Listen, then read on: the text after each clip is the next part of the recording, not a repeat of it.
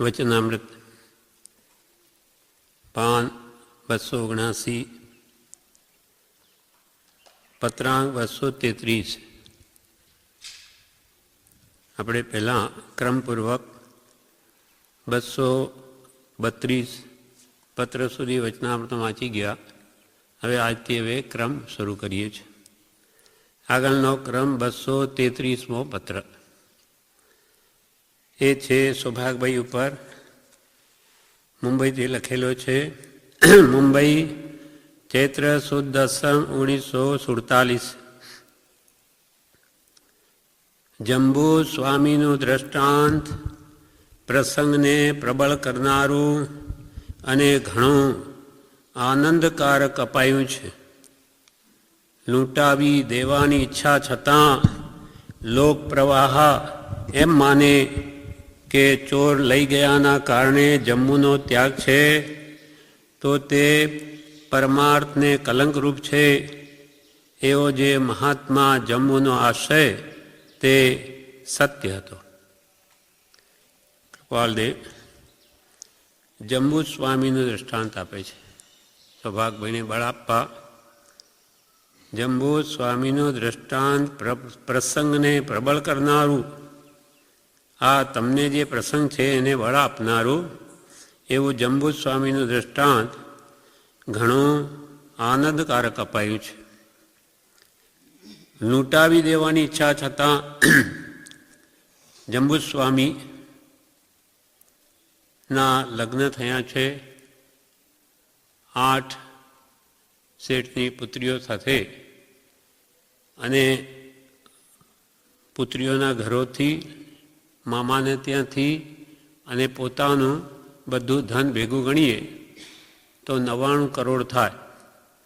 એટલે એ સમયે 500 ચોર પ્રવાદી બધા કે આ અવસર છે કે ઘણું બધું ધન આવેલું, એટલે આપણે બધા જઈને એ લઈ આવીએ. 500 ચોરોની ટોળી ત્યાં આવી, બધા પોટલા બાંધે છે. જંબુ સ્વામીને તો મન સંભાવ છે, એ જાણે છે કે બધું થઈ રહ્યું છે, લૂંટાવી દેવાની ભલે લઈ જાય, એમને મનમાં કોઈ દુઃખ નથી. એમને તો એમ સવારમાં દીક્ષા લેવી છે. એટલે પણ શાસન દેવીને એમ થયું કે લોકો ટીકા કરશે કે આ જંબુ સ્વામીનું બધું લઈ ગયા ચોરો, એટલે જંબુ સ્વામી શું કરે, બધું જતું રહ્યું એટલે દીક્ષા લઈ લીધી.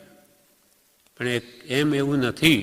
એટલે અહીંયા કૃપાલે કે છે જંબુ સ્વામીનું દ્રષ્ટાંત પ્રસંગને પ્રબળ કરનારું અને ઘણું આનંદકારક અપાયું છે. લૂંટાવી દેવાની ઈચ્છા છતાં, ભલે લૂંટી જાય, લૂંટાવી દેવાની ઈચ્છા છતાં લોકોનો પ્રવાહ એમ માને કે ચોર લઈ ગયાના કારણે આ જમ્મુનો ત્યાગ છે. શા માટે બધું છોડી દીધું? બધું ચોરો જ લઈ ગયા, પછી નહીં છોડે તો શું કરે, ઘરે શું ખાય, બધું જ લઈ ગયા. એટલે કે એણે દીક્ષા લીધી. તો તે પરમાર્થને કલંકરૂપ છે, ધર્મને કલંકરૂપ છે. ખરેખર એવું છે નહીં, અને આવું બને તો એ ધર્મને કલંકરૂપ છે. એવો જે મહાત્મા જમ્મુનો આશય તે સત્ય હતો. જંબુ સ્વામીના મનમાં બીજું કોઈ દુઃખ નથી, પણ એથી ધર્મની નિંદા થશે. અને લોક વાયકા છે તો એમ કહેશે કે શા માટે ત્યાગ કર્યો, બધું જતું રહ્યું એટલે છોડે જ નહીં. એટલે જંબુ એવો જે મહાત્મા જમ્મુનો આશય તે કૃપાલે કે સત્ય હતો. પણ તે વખતે શાસન દેવતાએ એના બ્રહ્મચર્યની અડગતાના કારણે બધા 500 ચોરોને સ્તંભિત કરી દીધા. હાલી ચાલી નહીં શકે એમ. લોકો તો કેવો કલંક આપે. એક બીજું દ્રષ્ટાંત છે. કઠિયારા મુનિ, લાકડા ફાડનારા, એવા કઠિયારે દીક્ષા લીધી. એટલે લોકો શું કહે, હવે ઘરમાં ખાવાનું છે નહીં એટલે લે જ ને દીક્ષા. એટલે કે આ જુઓ કઠિયારા મુનિ મહાત્મા બની ગયા. હવે લોકો એવી ટીકા કરે. એટલે આચાર્યને થયું કે અહીંયા આપણા નિમિત્તે આ લોકો કર્મ બાંધે છે, એટલે આપણેથી વિહાર કરીને જવામાં માલ છે, સાર છે. એટલે અભયકુમારે પૂછ્યું, કેમ મહારાજ એકદમ આપે કેમ વિચાર કર્યો? તો કે આ લોકો બધા આ નવીન દીક્ષિત મુનિ અને બધા કઠિયારા મુનિ એમ કહીને એની બેઇજ્જતી કરે છે અથવા એની ટિંખલ કરે છે. એથી એ જ્ઞાની જીવોને કંઈ ભાન નથી ને બિચારા કર્મ બાંધે, એના કરતાં આપણે અહીંયાથી જતા રહીએ. ત્યારે અભયકુમાર કહે કે એક દાડો થોવો, હું એનો કાલે ઈલાજ કરીશ. એટલે પછી અભયકુમાર બહુ બુદ્ધિશાળી છે.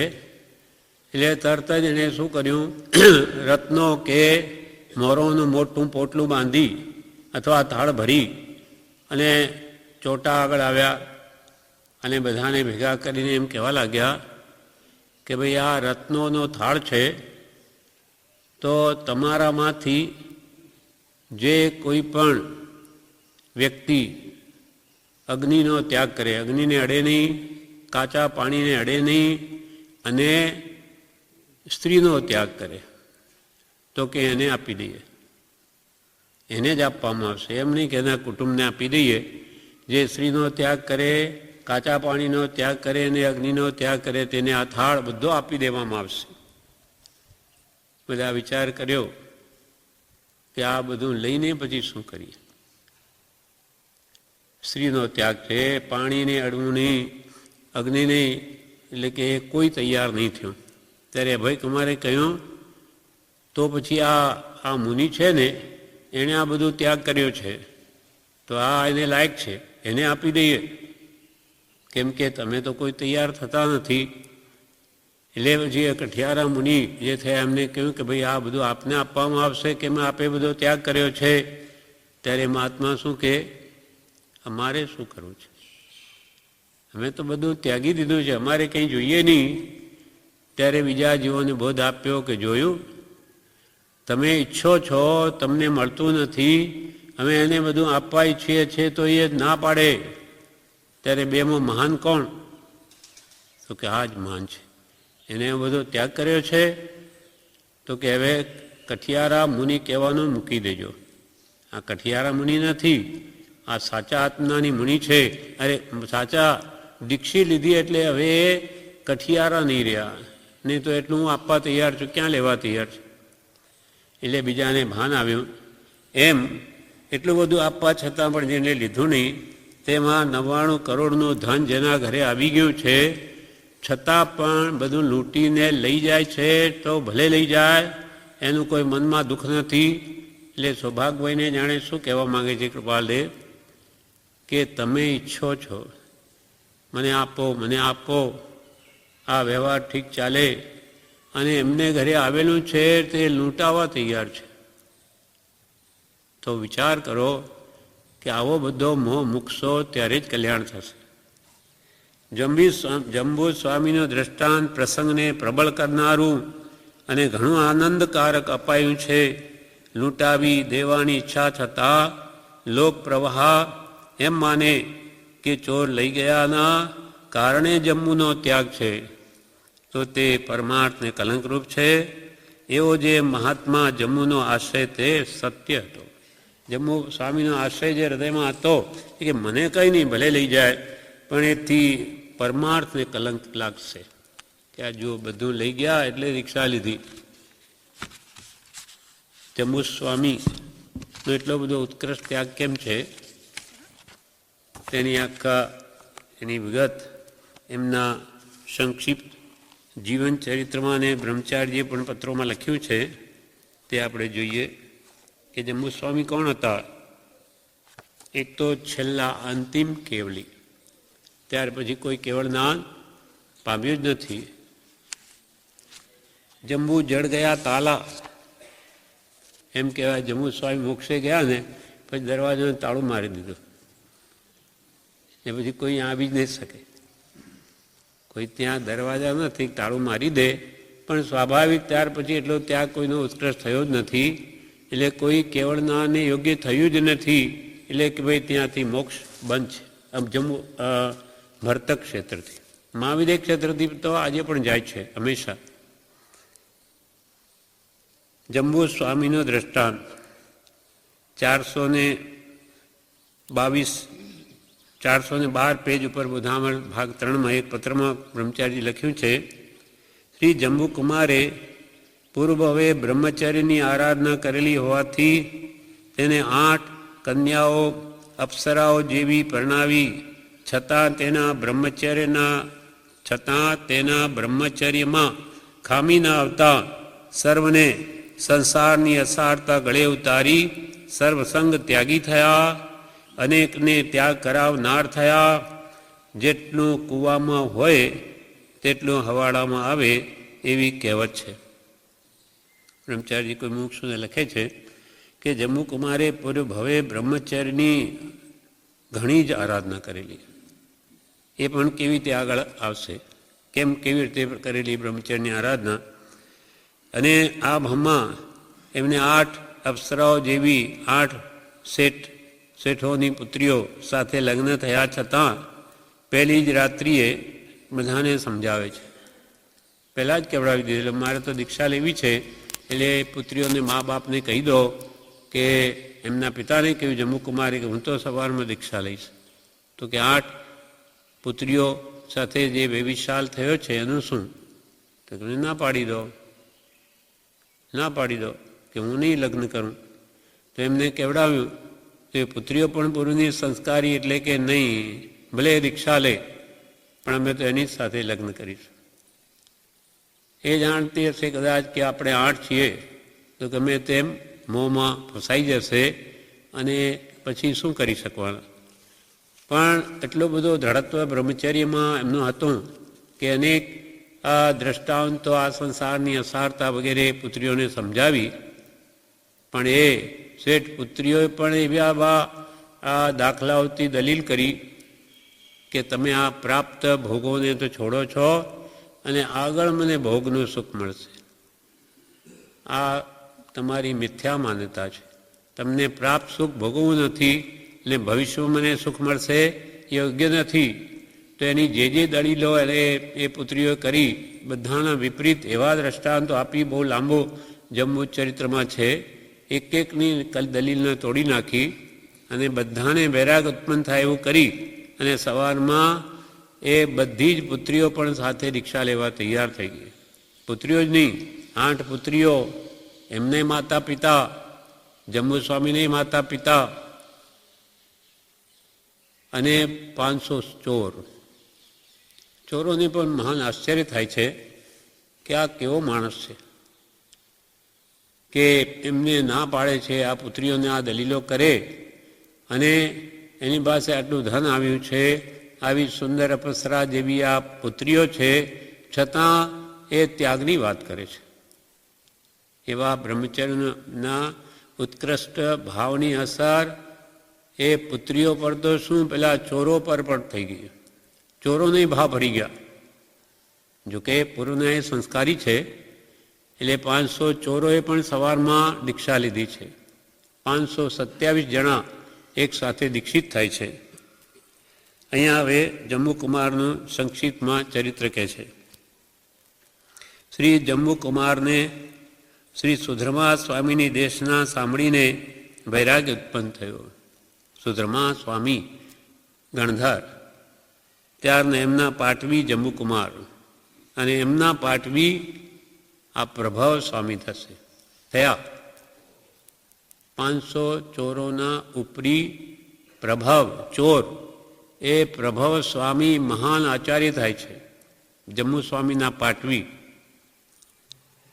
શ્રી જંબુકુમારને શ્રી સુધર્મા સ્વામીની દેશના સાંભળીને વૈરાગ ઉત્પન્ન થયો અને કહ્યું કે મને દીક્ષા આપો. એટલો બધો વૈરાગ્ય આવી કે મને દીક્ષા આપો. ત્યારે ગુરુએ કહ્યું,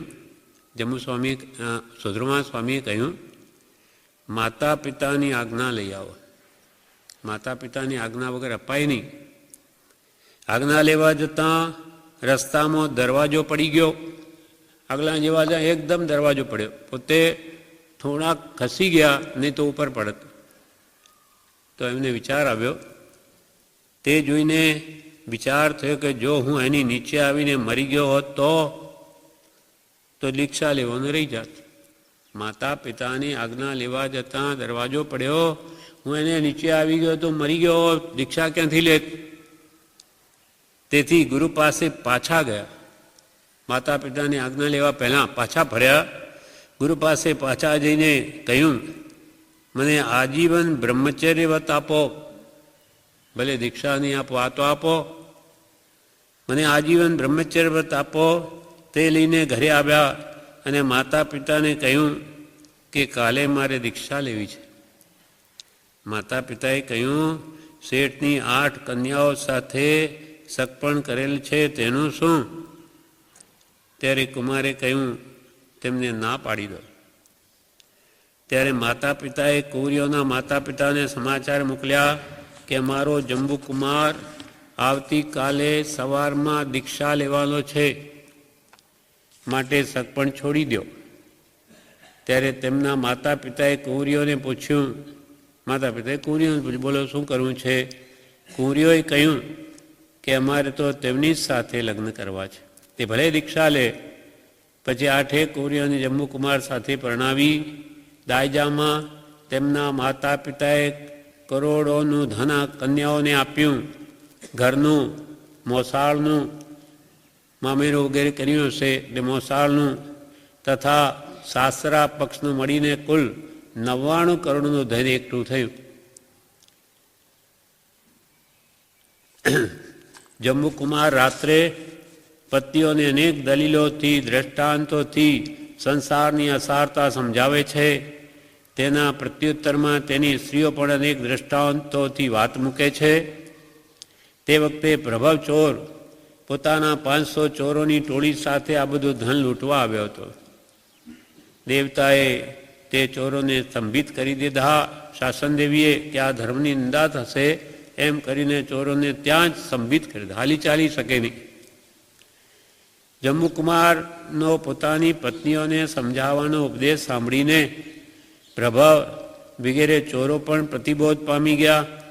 સવારમાં શ્રી જંબુકુમાર, તેમની 8 સ્ત્રીઓ, 18 માતા પિતાઓ, 8 કુંવરીઓના અને જંબુકુમારના 18 માતા પિતાઓ તથા પ્રભવ આદિ 500 ચોરો વગેરે બધા મળી કુલ 527 જણાએ શ્રી સુધર્મા સ્વામી પાસે દીક્ષા ગ્રહણ કરી. શ્રી જંબુકુમારનું આવું બ્રહ્મચર્ય વ્રત પાળવાનું બળ ક્યાંથી આવ્યું? 8 જણી સામે છે આવી અને એવો ભાવ કેમ ઉપજ્યો? એટલો બધો બ્રહ્મચર્યમાં દૃઢત્વ કેવી રીતે આવ્યું? તો કે પૂર્વે ભવદેવના ભમમાં દીક્ષાલી આરાધના કરી દેવલોકે ગયા હતા. આ ટૂંકામાં કહ્યું છે. અહીં શું થયેલું? આગલા ભમમાં ભવદેવ ને ભવદત્ત 2 ભાઈઓ હતા. મોટા ભાઈ ભવદેવે ભવદત્ત મોટો ભાઈ એણે દીક્ષા લીધેલી. એક દિવસે ઘરે વરવા આવ્યો, એમના પોતાના ઘરે પડતા પડતા આવ્યા એટલે ભાઈ ભવદત્ત દીક્ષા લીધી આવ્યો એટલે ભવદેવ તે એમને મારા મોટા ભાઈ છે, મુનિ છે, એટલે સાથે ભણાવવા જાઉં. એમ ભણાવતા મોટા ભાઈએ કંઈ ના કહ્યું નહીં અને ઠેઠ અપાસરા સુધી પહોંચી ગયા. ગુરુ પાસે આવ્યા.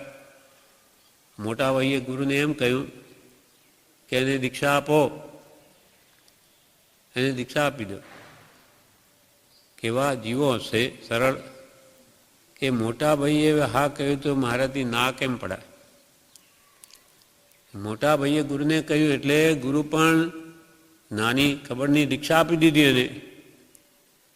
પણ એને એની પત્ની આજ જે જંબુકુમાર છે એ જ ભવદેવ છે પૂર્વમાં, એને જ દીક્ષા આપી છે. મોટા ભાઈએ અપાવી. સરળ કેવા છે, કંઈ બોલતા નથી, એ જ જીવ જંબુકુમાર. પણ એની નવીન પરણેલી વહુ ઘરે છે, એની પત્ની એ સ્વરૂપમાન હોવાથી એની મૃત્યુ ત્યાંની ત્યાં રહે છે. પણ ના કેમ પડાય? ભાઈએ મને દીક્ષા આપવાનું કીધું, મારાથી ના કેમ પડાય? આમ 12 વર્ષ કાઢી નાખ્યા. મનમાં સ્ત્રીનું ચિંતન રહે છે, એ ક્યારે મળશે, ક્યારે જઈશ. પણ ભાઈ છે, હિંમત ચાલતી નથી. મોટા ભાઈ ગુજરી ગયા એટલે પછી હવે કે મને કોઈ કહેનાર નથી એટલે ધીમે ધીમે ત્યાં આવે છે પોતાના ગામમાં અને ત્યાં પૂછે છે બીજી સ્ત્રીઓને કે અહીંયા નાગીલા છે, પોતાની પત્ની નાગીલા ક્યાં રહે છે? તો કે છે ત્યાં છે, બતાવી. ના, પણ એ જોગાનું જોગે એ જ નાગીલા જ આવી. એટલું ઓળખી ન શક્યા. 12 વર્ષ થઈ ગયા. કે તમારે શું કામ છે? તો કે મારે એનું કામ છે. પછી પોતાના ભાવ સ્પષ્ટ કહે છે કે મારે તો ફરીથી સંસારમાં આવવું છે, મારે આ મુનિ દીક્ષિત થઈને રહેવું નથી. ત્યારે કોઈ બહાનો બનાવી અને નાગીલાએ એક બાળકને દૂધ પીવડાવી અને ઉલટી કરાવે છે. ત્યાં એ ઉલટી કરેલું પાસે પડ્યું છે. ત્યારે નાગીલા એમ કે પોતાના પતિ છે, દીક્ષિત છે હમણાં, જમ્મુ સ્વામીનો જીવ, એને કે આ ખાઓ તમે. તો કે શું કે હું ઉલટી કરેલું ખાઉં? તો પછી તમે તો એવું જ કરો છો, તમારી વૃત્તિ એવી જ છે. તમે મને આ ઉલટીની જેમ છોડી દીધી છે અને હવે પાછા ગ્રહણ કરવા આવ્યા છો. આવો બોધ આપ્યો. એ આખી શ્રાવિકા બનેલી છે, એ દીક્ષિત થયા પણ પોતે ઉત્તમ શ્રાવક ધર્મ પાડે. એટલે એને પત્નીએ પોતાના પતિને આ બોધ આપ્યો. ત્યાંથી પછી એકદમ ભાન આવે છે. મેં 12 વર્ષ શું કર્યું? મહાઅપરાધ કર્યો. હું એનું જ ચિંતન કર્યું અને આ તો કે હું આત્મધ્યાનમાં લીન છે, એનું પોતાનું કરે મોહ છે. પછી ગુરુ પાસે જઈ પ્રાયશ્ચિત લીધું અને પછી એવું દ્રઢ બ્રહ્મચર્ય વ્રત પાળવા લાગ્યા એકદમ મનથી. પણ એના વારંવાર શું દોષ છે સ્ત્રીના, આ વિકાર ભાવોમાં કેવું પાપ છે, એ બધું જેમ જેમ વિચારતા સાવ મોહ હટી ગયો. અને ત્યાંથી પછી મુનિ દેહ છોડીને દેવલોકમાં જાય છે. અને દેવલોકમાંથી પછી આવી પછી ત્યાંથી ચવી મહાવિદેહ ક્ષેત્રમાં વિત્સોકા નગરીમાં પદ્મરથ રાજાને ઘેર પુત્રપણે અવતરે છે. કોણ? જમ્મુ સ્વામીનો જીવ. પહેલાં ફરી રાગ થયો પત્ની પર. પત્નીએ બોધ આપ્યો, અખંડ બ્રહ્મચર્ય ભાવથી આરાધના કરી દેવલોકમાં ગયા. તેના ફળમાં દેવલોકથી ચવી હવે મહાવિદેહ ક્ષેત્રમાં વિત્ત શોકા નામની નગરીમાં પદ્મરથ રાજાને ઘેર પુત્રપણે અવતર્યા છે. ત્યાં શિવકુમાર નામ રાખવામાં આવ્યું છે. યુવાન ભય પામતા 500 રાજકન્યાઓને પરણ્યા છે. ત્યાં મહાવિદેહ ક્ષેત્રમાં 500 રાજકન્યાઓને પરણ્યા. એક દિવસ મુનિ પાસે ધર્મ સાંભળતા જાતિ સમજદાન થયું. પૂર્વે બહુ જડતાથી આરાધના કરેલી છે, એટલે મુનિ પાસે બોધ સાંભળતા એમને જાતિ સ્મરણ પૂર્વનું જ્ઞાન થઈ ગયું. તેથી માતા પિતા પાસે આવી દીક્ષાની આજ્ઞા માંગી. મને દીક્ષા આપો, હું તો આગલામાં મુનિ હતો. માતા પિતાએ દીક્ષાની આજ્ઞા આપી નહીં કે અમે નહીં આપીએ. 500 રાજકન્યાઓ પરણેલો છે, માતા પિતાએ નહીં માન્યું, નહીં આપીએ. તેથી હવે ઘરમાં જ રહી નિરંતર છઠ તપ કરવા લાગ્યા. 2 ઉપવાસ અને પારણે પાછું આંબીલ જ. નિરંતર છઠ તપ કરવા લાગ્યા અને પારણામાં આંબીલ કરવા લાગ્યા. એમ 12 વર્ષ સુધી તપ કર્યું ઘરમાં. અને બ્રહ્મચર્ય દ્રઢતાથી પાળ્યું. 500 પત્નીઓ છે, કેવો વૈરાગ્યપૂર્વ ભાવનો હશે તો એમને કેમ સમજાવતા હશે.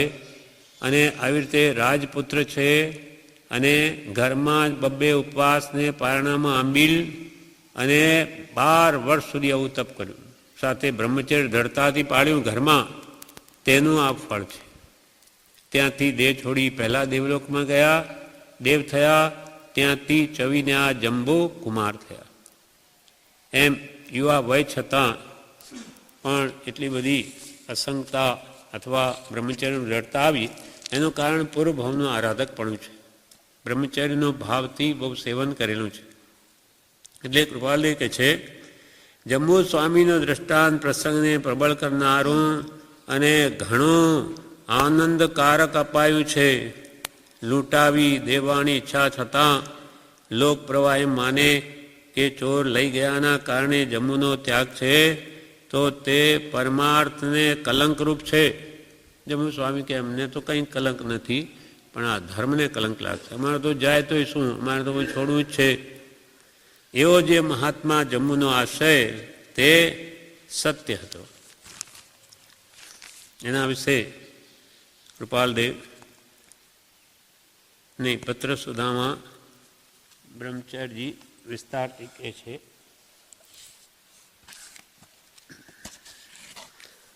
$739 પાન ઉપર જણાવે છે.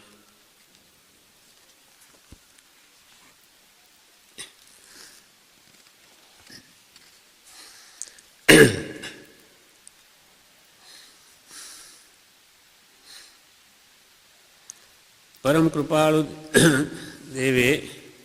પરમ કૃપાલે લખે છે કે જે થાય તે યોગ્ય જ માનવામાં આવે. પત્રાંક 907 છે પત્ર સુધામાં.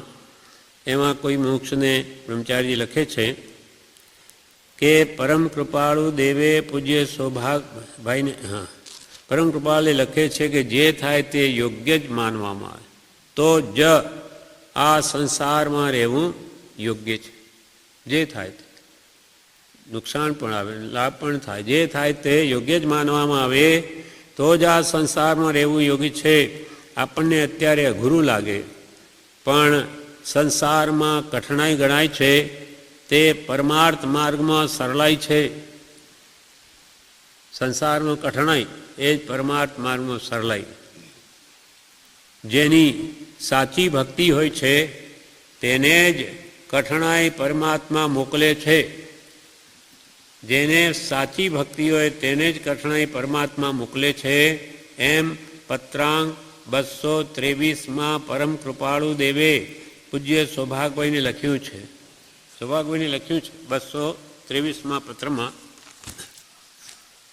એમાં શું લખે છે 223 કૃપાલે સૌભાગભાઈને કે આપને તો એ વાર્તા જાણવામાં છે, તથાપિ કુટુંબાદિકને વિશે કઠણાઈ હોવી ઘટારત નથી એમ ઉગતું હોય તો તેનું કારણ એ જ છે કે પરમાત્મા એમ કહે છે કે તમે તમારા કુટુંબ પ્રત્યે નિસ્નેહ હો અને તેના પ્રત્યે સંભાવી થઈ પ્રતિબંધ રહિત થાઓ.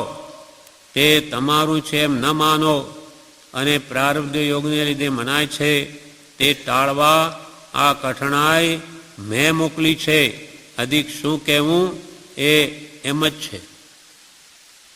કૃપાલે શું લખે છે સૌભાગભાઈને કે તમને મનમાં હંમેશા શું રહે છે કે ભલે અમે ગમે તેમ બેઠી લઈએ કંઈ વાંધો નહીં, પણ અમારા આશ્રિત જે કુટુંબ છે એ તો અમારા નિમિત્તે દુઃખી ન થવા જોઈએ. સૌભાગભાઈના મનમાં શું મોભો કે આપણે કયા ઘરના, આપણી આવી સ્થિતિ, લોકો શું કહેશે. તો તમને તથાપિ કુટુંબાદિકને વિશે કઠણાઈ હોય ઘટારત નથી એમ ઉગતું હોય. તમારા મનમાં એમ ઉગે છે કે ભલે અમારે તો ચાલે પણ આ બિચારા કુટુંબ લોકોને, એ લોકોને તો કઠણાઈ ન હોવી જોઈએ અમારા નિમિત્તે. કુટુંબાદિકને વિશે કઠણાઈ હોવી ઘટારત નથી, યોગ્ય નથી એમ ઉગતું હોય તો તેનું કારણ એ જ છે કે પરમાત્મા એમ કહે છે, ભગવાન તમને એમ કહે છે કે તમે તમારા કુટુંબ પ્રત્યે નિસ્નેહ હો. તમારા કુટુંબ પ્રત્યેનો મોહ છોડી દો. તમારું કોઈ છે જ નહીં, એક આત્મા સિવાય તમારું કોઈ નથી. અને આમ અનેક પ્રકારના ભાવની અપેક્ષા જોઈએ તો કોની સાથે આપણે કુટુંબ માંડ્યું નથી. બધા આપણા કુટુંબી છે, પૂર્વમાં બધા સંબંધીઓ થઈ ચૂક્યા, તો આ બમમાં મારા કુટુંબી છે એ ભાવ મૂકી દો. તમારા પરમાત્મા એમ કહે છે કે તમે તમારા કુટુંબ પ્રત્યે નિસ્નેહ હો. અંતરમાંથી સ્નેહ કાઢી નાખો. મારું કોઈ નથી, હું એકલો જ છું. અને તેના પ્રત્યે સંભાવી થઈ પ્રતિબંધ રહિત થાઓ. સંભાવ લાવો. બધા જ મારા છે અને નિશ્ચયને કોઈ મારું નથી. તેના પ્રત્યે, કુટુંબ પ્રત્યે સંભાવી થઈ પ્રતિબંધ રહિત થાઓ. આ તમને પ્રતિબંધ છે કલ્યાણ કરવામાં. એનું કેમ ઠીક થાય, એનું કેમ ઠીક થાય, સારું થાય, પણ તમારો સમય બધો ચાલ્યો જાય છે હાથમાંથી. તે સંભાવી થઈ પ્રતિબંધ રહિત થાઓ. તે તમારું છે એમ ન માનો. સૌભાગભાઈને તો કહ્યું, પણ એ શોક કરીને ગયા. ખરેખર બધો મોહ છોડી દીધો અને છેવટે કેવળ જ્ઞાન થશે તો કહીશ એટલી દશા સુધી કૃપાલદેવ એમને પહોંચાડી દીધા. આ બધી ઈચ્છાઓ કઢાવીને હવે બધું આપણા માટે છે કે આપણે પણ એવું કરીશું ત્યારે આપણું કામ થશે. એટલે હવે કુટુંબ પ્રત્યે નિર્મોહી થાઓ અને તેના પ્રત્યે સંભાવી થઈ પ્રતિબંધ રહિત થાઓ. એ પ્રતિબંધ રાખો નહીં. સ્વજન કુટુંબનું બંધન તે તમારું છે એમ ન માનો. બહુ મુશ્કેલ વાત છે. મને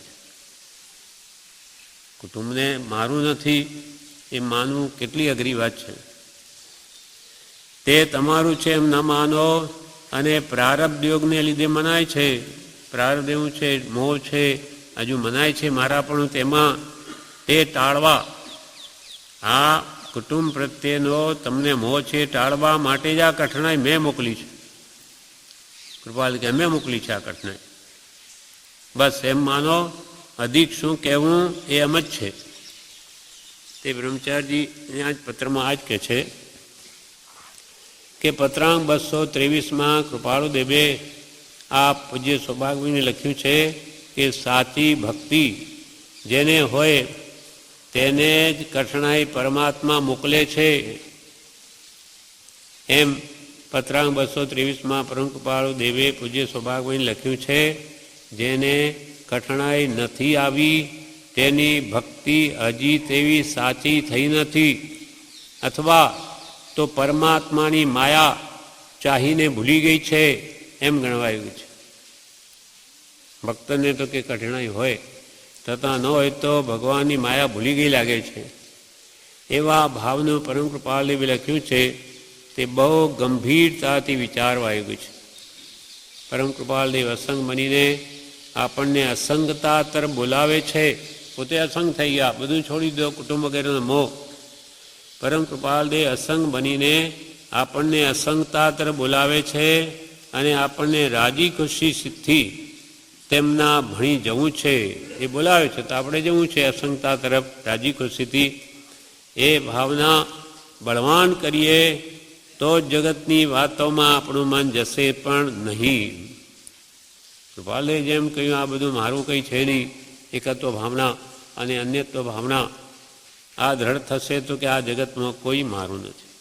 મારું તો એક અસંખ્યાત પ્રદેશી આત્મા છે, એ સિવાય કંઈ મારું છે જ નહીં.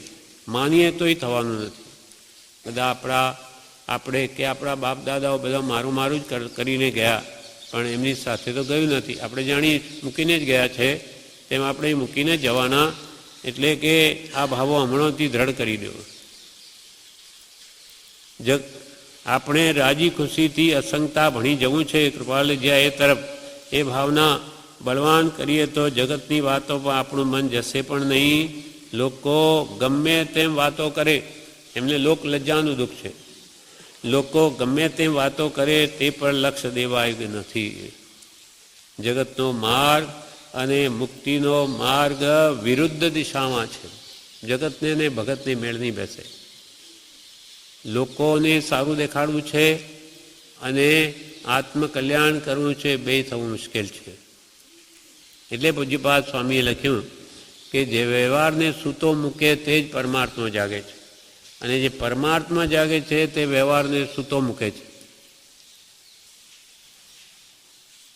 જે જાગે પરમાર્થ વ્યવહાર સૂતો મૂકે તે જાગે આત્મકાર્યમાં. ચિંતવે વ્યવહારો જે તે ઊંઘે આત્મકાર્યમાં. પૂજ્યપાદ સ્વામી જ્ઞાની પુરુષ થઈ ગયા. એને આ સમાધિ શતક લખ્યું, ઇષ્ટોપદેશ લખ્યો. એ શું કહે છે કે જે આખો દાડો આ વ્યવહારની કે જગતને રૂડું દેખાડવાની ચિંતા કરે છે તે પરમાર્થમાં ઊંઘે છે, અને જે પરમાર્થમાં જાગૃત છે તે વ્યવહારને સૂતો મૂકી દે છે. એટલે કે લોકોને જેમ કહેવું હોય કે મને ક્યાં નડે છે, મારે તમારા આત્માનું કલ્યાણ કરવું છે. એ જ અહીંયા વાત કે છે લોકો ગમે તેમ વાતો કરે તે પર લક્ષ્ય દેવાયું કે નથી. કોઈ આપણા દુષ્ચરિત્રની વાતો કરતા હોય તો જરૂર ધ્યાન આપવું, પણ આપણે પરમાર્થનું કામ કરતા હોઈએ ને લોકો ટીકા કરે તો એ તરફ લક્ષ ના આપવું. લોકો ગમે તે વાતો કરે તે પર લક્ષ દેવાયું કે નથી. જગતનો માર્ગ અને મુક્તિનો માર્ગ વિરુદ્ધ દિશામાં છે. જગત ભાવોની હાનિ તે મુક્તિ માર્ગમાં લાભ માનવાય કે છે જી. જગતના ભાવોની હાનિ તે મુક્તિ માર્ગમાં લાભ માનવાય કે છે જી. જંબુ સ્વામીને ત્યાં ચોરી કરવા ચોર આવ્યા.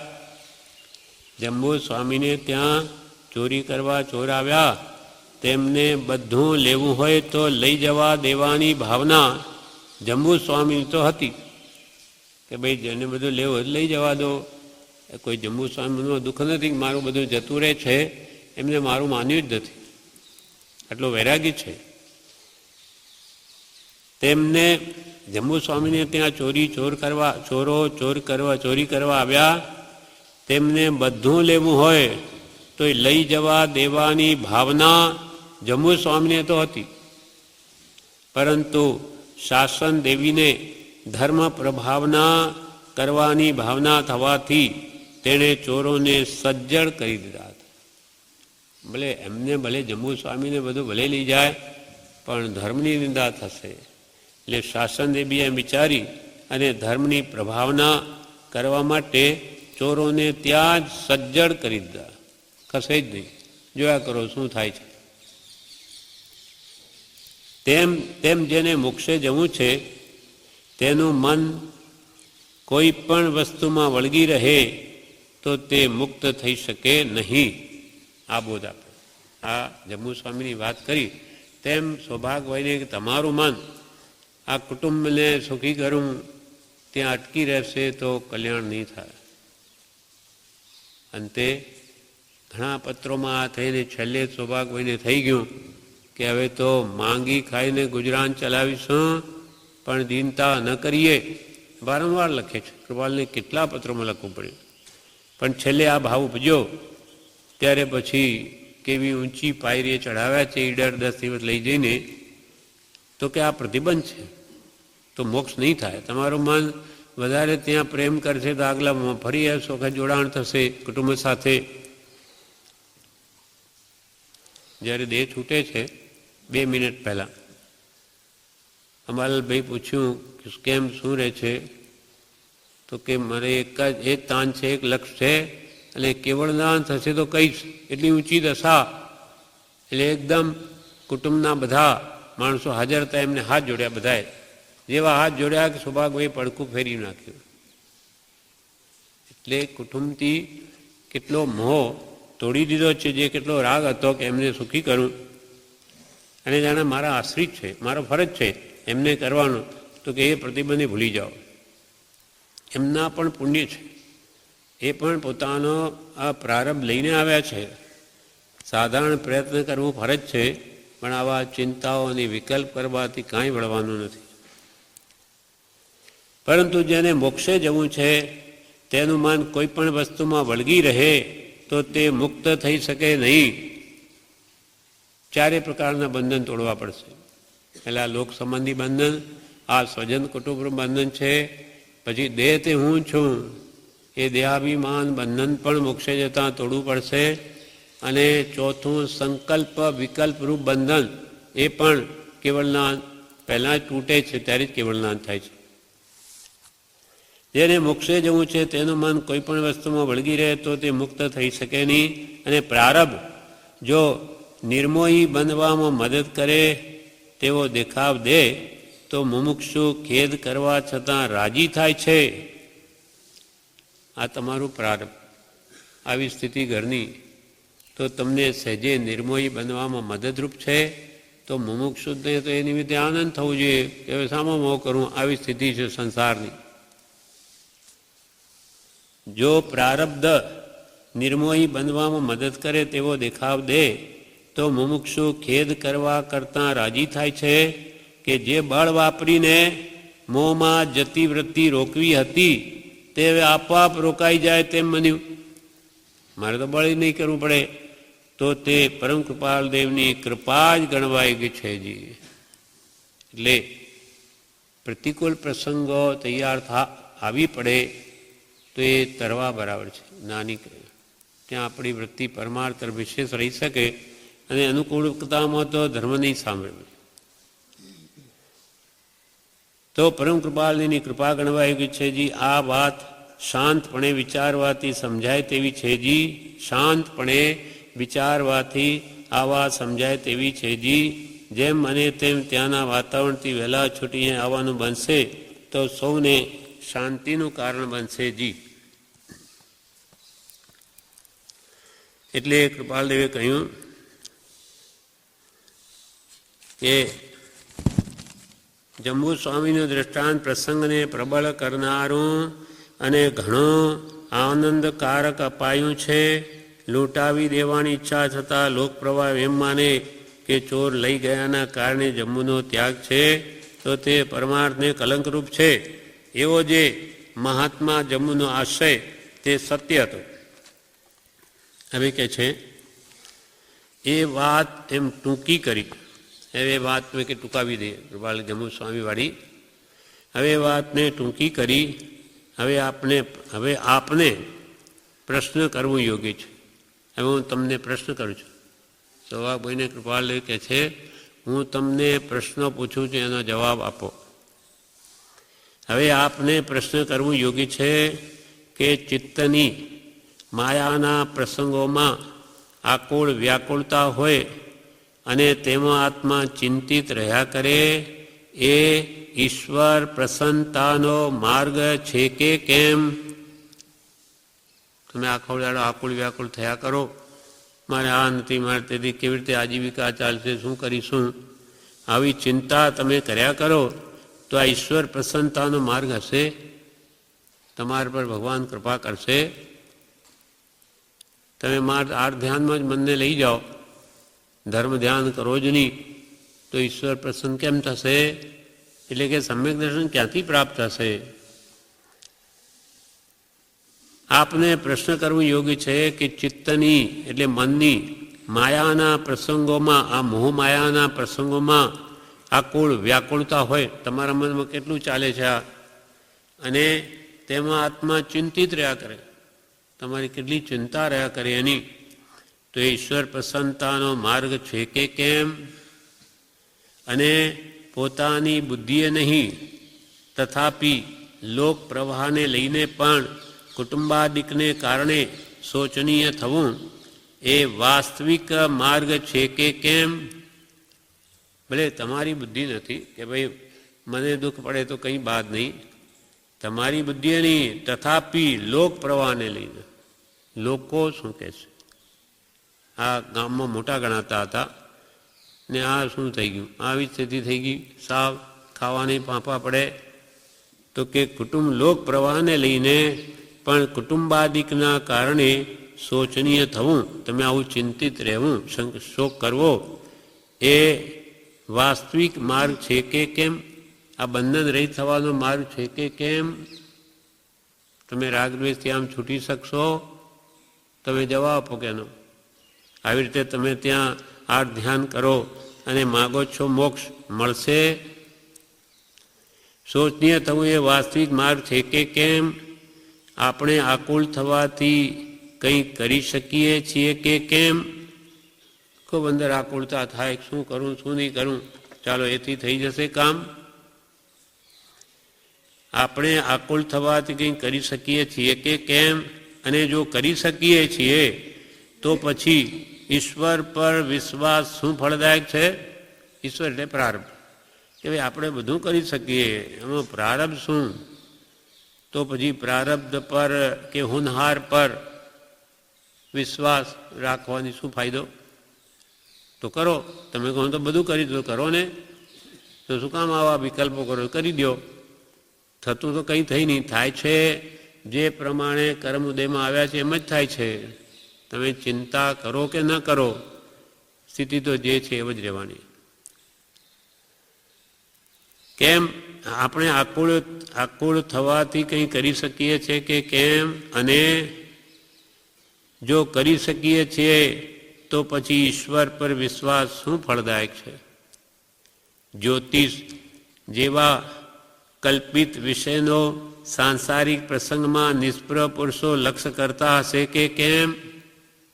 જ્યોતિષ, તમે જ્યોતિષ જુઓ, અને એનું કંઈ મને ઉપાય બતાવો, એવી રિદ્ધિ પૂરવો, એવી કંઈ કરી દો, પછી મારે તો સત્સંગ જ કરવો છે, આપણે કંઈ બીજું કરવું નથી, વારંવાર તમે એના ગાણા ગાઓ છો, તો જ્યોતિષ જેવા કલ્પિત વિષયનું સાંસારિક પ્રસંગમાં, પ્રસંગ પાછો સાંસારિક છે, એમાં નિષ્પૃહ પુરુષો કૃપાલય જેવા તેમાં લક્ષ કરતા હશે કે કેમ? તમે જ જવાબ આપો કે અમે નિષ્પૃહ છીએ, અમારે તો આખું સોનાનું થાય, આખું જગત તો એ તૃણવત છે. આવા નિષ્પૃહ પુરુષો તમારા આવા સંસારી પ્રસંગ માટે કલ્પિત આવા જ્યોતિષ જોતા હશે. જ્યોતિષ જેવા કલ્પિત વિષયનો સાંસારિક પ્રસંગમાં નિષ્પૃહ પુરુષો લક્ષ્ય કરતા હશે કે કેમ? અને અમે જ્યોતિષ જાણીએ છીએ અથવા કંઈ કરી શકીએ છીએ એમ ન માનો તો સારું. એવી હાલ ઈચ્છા છે. તે આપને રૂચે છે કે કેમ તે લખશો. તમને આ રૂચે છે આપને કે ભાઈ અમારે તો જ્યોતિષ પ્રત્યે અમને રસ નથી, લબ્ધિ સિદ્ધિ અમનામાં છે, કોઈ દિવસ જોયું નથી. સૌભાગભાઈના કહેવાથી પછી ઉપયોગ આપીને જોયું તો કે છે, તો કોઈ દિવસ પોતાના દુઃખ ફેડવા માટે પણ જેનો ઉપયોગ કર્યો નથી તે બીજાના માટે શું કરે? અને સૌભાગભાઈને એવી જો ઈચ્છા રહ્યા કરે કે આ મારા કામ કાઢે સંસાર, ના, એ પરમાર્થ લખ જતો રહે, સંસારિક કામના થઈ ગઈ. પછી એમાં કંઈ આગુ પાછું થાય તો વારંવાર એની ઈચ્છા રહ્યા કરે એમના પ્રત્યે, એ પરમાર્થ ગળે ઉતરે જ નહીં. એટલે આખી સંસારિક બુદ્ધિ થઈ ગઈ, પરમાર્થ ચાલ્યો જાય છે. જ્યોતિષ વિષયમાં કૃપાલદેવે કહ્યું છે પત્રાંક 225માં,